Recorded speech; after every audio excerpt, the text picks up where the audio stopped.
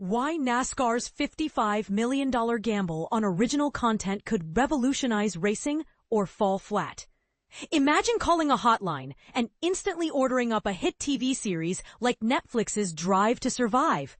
That's the dream NASCAR fans had after Formula One's docuseries turned the sport into a global sensation, raking in massive viewership and revenue. But here's where it gets controversial.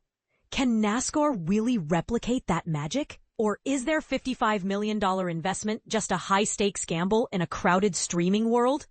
Stick around, because the story behind this bold move is packed with insights into how motorsports are evolving, and it might just change how you watch races forever. NASCAR's top executive Tim Clark recently addressed the persistent requests for a series akin to F1's Drive to Survive during a chat at the Autosport Business Exchange New York event, right before the United States Grand Prix.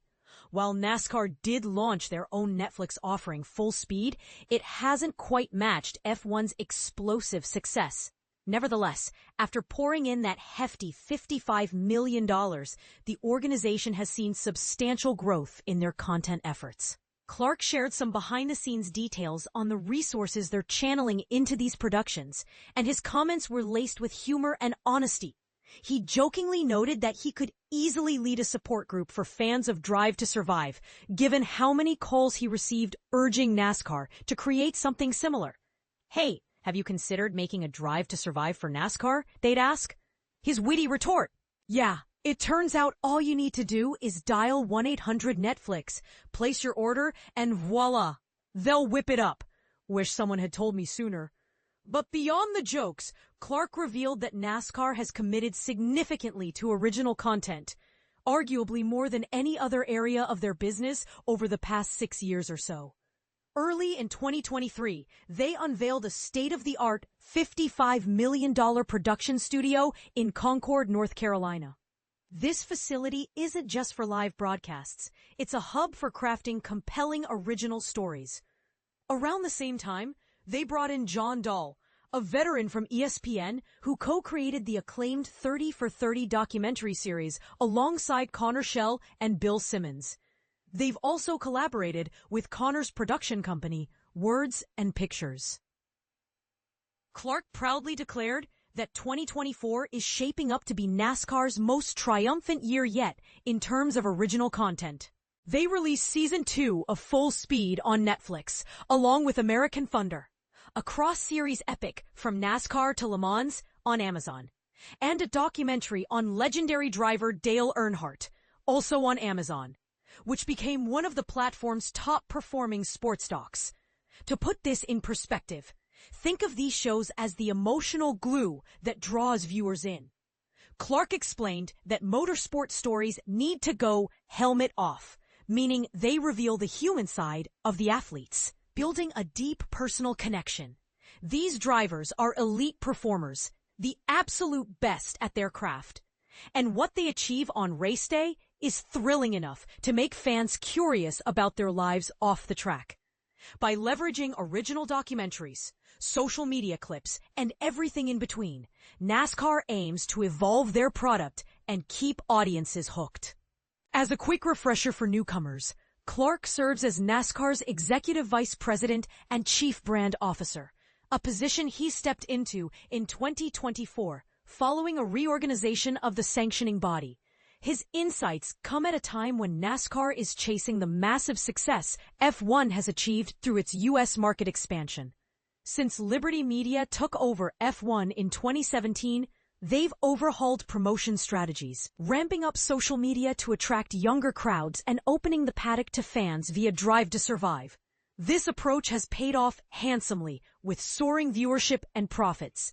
Now, here's the part most people miss, and it's where opinions start to diverge. How does NASCAR's Full Speed stack up against F1's Gem? Fans have given Full Speed a thumbs up for its positive reception, but the series takes a different tack. Instead of hopping between teams, drivers, and races with amplified drama like Drive to Survive, it hones in on a single storyline per season, focusing on just a handful of drivers and the genuine intensity of the NASCAR playoffs. It's more grounded, less sensationalized, But that begs the question. Is authenticity more engaging than flair? Yet Full Speed hasn't fully cracked the code for bringing in new fans. While Drive to Survive breaks down racing basics in simple, sometimes hilariously straightforward ways, Full Speed doesn't always simplify the sport enough for total beginners. With only 5 episodes per season, it might leave viewers wanting more depth to really sink their teeth into.